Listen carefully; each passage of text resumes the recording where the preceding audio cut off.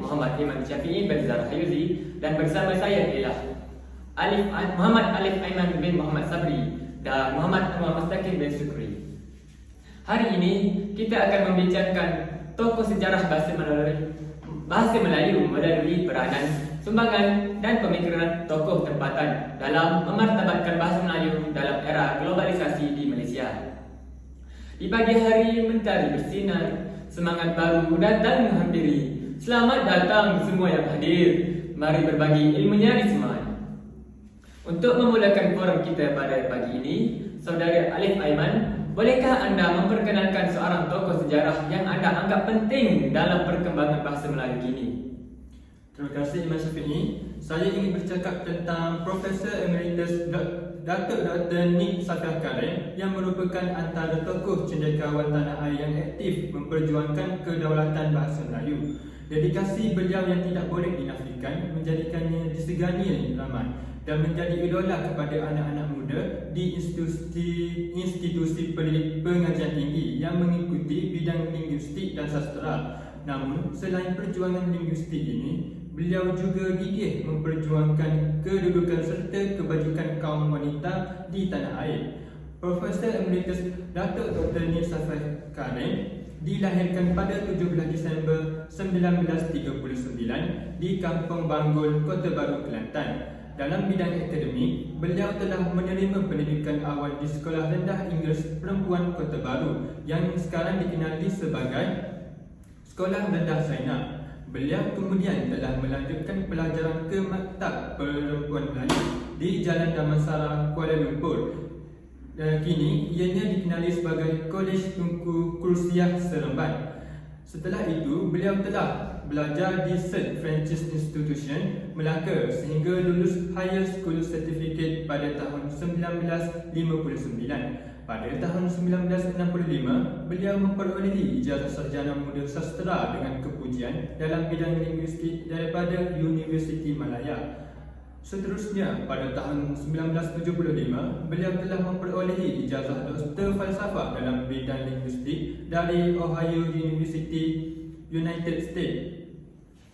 Kerjaya akademik pula setelah bermula dengan pelantikan beliau tutor di Jabatan Pengajian Melayu di Universiti Malaya pada tahun 1963. Sepanjang kerja beliau telah berjawatan sebagai pensyarah, Profesor Madya dan dilantik sebagai Profesor Pengajian Melayu. Wah, sungguh menarik huraian yang dilontarkan oleh Saudara Alif Aiman. Sekarang, mari kita fokus kepada peranan yang dimainkan oleh Profesor Emeritus Datuk Dr. Nik Safiah Karen dalam usaha memartabatkan bahasa Melayu. Dengan latar belakang akademik yang kukuh dan pengalaman yang luas, beliau telah menjadi figura penting dalam dunia linguistik dan pengajaran bahasa. Jadi, Saudara Anwar Mustaqim, silakan menguraikan lebih lanjut mengenai peranan beliau dalam memartabatkan bahasa Melayu di persada dunia. Terima kasih Iman Syafi'i atas soalan yang diajukan. Pada penelitian saya, peranan Profesor Emeritus Datuk Dr. Nik Safiah Karen ini dalam memartabatkan bahasa Melayu sangat penting. Beliau menggunakan bahasa Melayu dengan cemerlang dalam penulisan-penulisan beliau, menjadikannya sebagai media pengetahuan dan budaya yang efektif. Sebagai bekas dekan Fakulti Sastra dan Sains Sosial di Universiti Malaya, beliau mengembangkan kurikulum pengajian Melayu dan mendidik generasi muda untuk menghargai bahasa dan sastra. Beliau juga sering mengadakan seminar dan bangkit untuk memperluas pemahaman masyarakat tentang kepentingan bahasa Melayu dalam konteks global. Sebagai pengarah utama Akademi Pengajian Melayu, beliau merintis berbagai inisiatif untuk penyelidikan dan pemeliharaan warisan bahasa. Sebagai timbalan ketua pengarah di Dewan Bahasa dan Pustaka DBP pula, beliau berperanan dalam merangka dasar-dasar untuk mempromosikan penggunaan bahasa Melayu dalam kalangan masyarakat. Usaha ini membantu memperkukuhkan kedudukan bahasa Melayu dalam pelbagai sektor, termasuklah dalam sektor pendidikan dan media. Selain itu, beliau merupakan anggota lembaga pengelola DDP dan ahli Jawatan Kuasa Tetap Bahasa Melayu JKTBM yang sering memberikan pandangan bernas mengenai isu-isu perkembangan bahasa. sebagai wakil Malaysia dalam Majlis Bahasa Melayu Brunei, Indonesia dan Malaysia (MABIM). Beliau memupuk kerjasama serantau dalam memajukan bahasa Melayu. Jadi dedikasi dan komitmennya memastikan bahasa Melayu terus subur dan berkembang. Legasinya akan dikenang sebagai sumber inspirasi bagi generasi akan datang dalam memperjuangkan bahasa dan budaya yang kaya ini. Melalui semua usaha ini, beliau telah membuktikan bahawa bahasa Melayu bukan sahaja relevan tetapi juga mampu bersaing di pentas dunia. Terima kasih Saudara Anwar Mustaqim atas uraian yang sangat mendalam mengenai peranan Profesor Emeritus Datuk Dr. Nik Safiah Karim dalam memartabatkan bahasa Melayu. Seperti yang telah dinyatakan, beliau bukan sahaja seorang penulis yang cemerlang, tetapi juga seorang pendidik yang berwawasan. Sebagai bekas dekan Fakulti Sastera dan Sains Sosial di Universiti Malaya, sumbangannya dalam mengembangkan kurikulum pengajian bahasa Melayu jelas menunjukkan komitmennya terhadap pendidikan dan kecintaan terhadap bahasa serta sastera.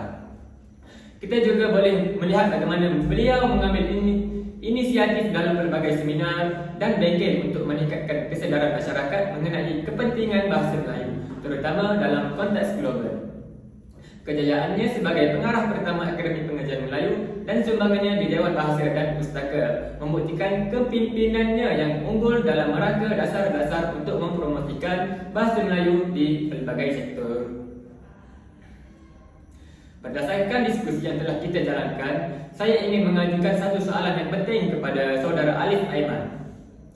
Jadi, apakah sumbangan-sumbangan signifikan yang dapat kita kaitkan dengan Profesor Emeritus Datuk Dr. Nik Safiah Karim dalam usaha beliau untuk memartabatkan bahasa Melayu? Mengingat latar belakang beliau yang kaya dan pelbagai inisiatif yang telah diambilnya, saya yakin ada banyak aspek yang boleh kita uraikan. Silakan Alif Aiman untuk kongsikan pandangan anda tentang hal ini.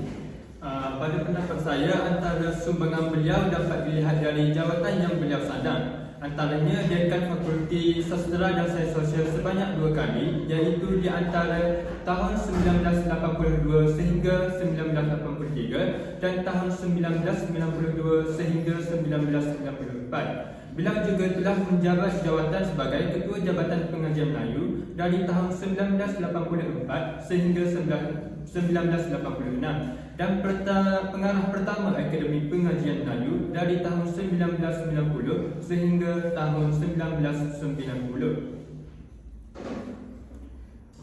Beliau telah dipinjamkan ke Dewan Bahasa dan Pustaka sebagai timbalan ketua pengarah. Di sini, beliau terus menabur berbakti dalam perjuangan mengutuhkan bahasa Melayu bukan sahaja di tanah air tetapi juga di seluruh dunia. Ini dapat dilihat dari pelantikan beliau selama 14 tahun dalam Lembaga Pengelola Dewan Bahasa dan Pustaka dan Ahli Jawatan Kuasa Tetap Bahasa Melayu JKTBM yang mewakili Malaysia di pertemuan Majlis Bahasa Melayu Brunei Darussalam, Indonesia dan Malaysia (MABIM). Selain itu, beliau merupakan ahli jemputan dalam Majlis Antarabangsa Bahasa Melayu (MABM). Profesor Emeritus Datuk Dr. Nik Safiah Karim juga telah banyak menyumbang dalam bentuk penulisan dan penyertaan dalam persidangan sama ada mengenai isu wanita maupun isu bahasa. Kepakaran beliau adalah dalam bidang tata bahasa dan sosiolinguistik. Beliau juga telah menghasilkan belasan buah buku dan ratusan makalah mengenai isu bahasa. Antara buku yang terkenal ialah Tata Bahasa Dewan yang ditulis bersama 3 orang ahli bahasa yang lain, iaitu Farid Muhammad Hul, Hashim Haji Musa dan Abdul Hamid Mahmud. Selain itu, antara karya beliau ialah Bahasa Malaysia Sintek, beberapa persoalan sosiolinguistik bahasa Melayu dan Malay Grammar for Academics and Professionals. Okey, terima kasih Saudara Alif Aiman atas penjelasan yang sangat menyeluruh mengenai sumbangan Profesor Emeritus Datuk Dr. Nik Safiah Karim. Seperti yang telah disebutkan, beliau telah memegang pelbagai jawatan penting termasuk sebagai Dekan Fakulti Sastera dan Sains Sosial di Universiti Malaya sebanyak 2 kali serta Ketua Jabatan Pengajian Melayu. Jawatan-jawatan ini jelas menunjukkan dedikasinya dalam memajukan pendidikan dan pengajian bahasa Melayu. Keberanian beliau untuk berkhidmat sebagai pengarah pertama Akademi Pengajian Melayu dan Timbalan Ketua Pengarah di Dewan Bahasa dan Pustaka membuktikan komitmennya yang mendalam terhadap pemartabatan bahasa Melayu. Tidak hanya di peringkat domestik tetapi juga di peringkat global. Perlantikannya dalam Lembaga Pengelola DBP dan Ahli Jabatan Kuasa Tetap Bahasa Melayu JKTBM selama 14 tahun menandakan pengaruh dan suara beliau dalam pertemuan serantau seperti MABBIM. Soalan yang terakhir yang saya ingin bertanyakan kepada saudara Anwar Mustaqim ialah apakah pemikiran tokoh tersebut dalam pemartabatan bahasa Melayu? Terima kasih Mas Syafiee. Pemikiran Nik Safiah Karim dalam mengangkat bahasa Melayu mencerminkan komitmen yang mendalam terhadap warisan budaya dan bahasa negara. Maafkan saya. Beliau menekankan pentingnya pengurusan masa yang baik serta keseimbangan antara kerjaya, keluarga dan komuniti. Dalam pandangannya, kejayaan bukan hanya diukur melalui pencapaian profesional, tetapi juga melalui peranan seseorang dalam menyokong keluarga dan masyarakat. Dengan membina asas yang kukuh dalam institusi keluarga, individu akan lebih berdaya saing di dunia kerjaya. Di tengah cabaran globalisasi yang dipengaruhi oleh bahasa asing, Nik Safiah menunjukkan kegigihan luar biasa dalam memperjuangkan bahasa Melayu. Beliau menyadari bahawa walaupun bahasa asing, terutama bahasa Inggeris, semakin mendominasi, bahasa Melayu tetap memiliki nilai dan keunikan yang perlu dipertahankan. Pemikirannya yang menekankan bahawa generasi muda harus bangkit dengan semangat untuk menggunakan bahasa Melayu dalam pelbagai konteks termasuk pendidikan dan perniagaan. Falsafah beliau mengenai kebahagiaan dalam bekerja juga sangat signifikan. Menurutnya, untuk mencapai kejayaan yang sebenar, individu perlu merasa puas dan bahagia dalam kerjaya mereka. Kecekapan dalam mengurus masa adalah kunci untuk mencapai keseimbangan. Melalui pendidikan, penulisan dan penglibatan aktif, Nik Safiah berusaha memastikan bahasa Melayu terus dipertahankan. Pendekatannya yang holistik menjadikan pemikiran beliau relevan dalam era yang semakin kompleks ini, mengingatkan kita bahawa bahasa Melayu adalah simbol identiti dan kebanggaan bangsa. Terima kasih saudara Anwar Mustaqim atas penjelasan yang mendalam mengenai pemikiran dan semangat Profesor Nik Safiah Karim dalam memartabatkan bahasa Melayu.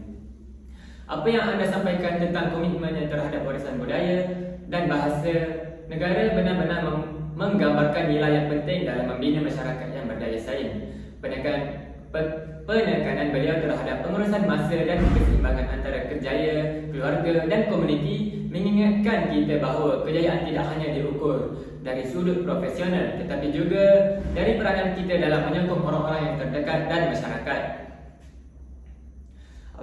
Apakah pesanan yang terakhir yang ingin anda sampaikan kepada pendengar kita mengenai tokoh-tokoh sejarah dalam bahasa Melayu?